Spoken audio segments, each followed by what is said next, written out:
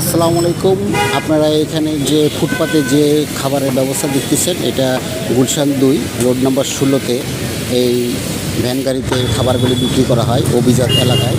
এখানে যারা যারা খায় তারা হলো নিম্ন শ্রেণী থেকে শুরু করে মধ্যবিত্ত এবং অভিজাত এলাকার যে সমস্ত বনানী গুলশানের অফিসে যারা কর্মরত আছে তারাও এখানে এসে খাওয়া দাওয়া করে।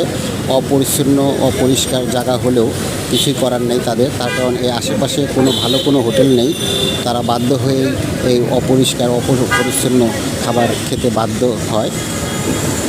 আর তাদের বেচা কিনা উড়াধুরা বেচা কিনা দেখতেছেন আপনারা, কাস্টমার ভরপুর।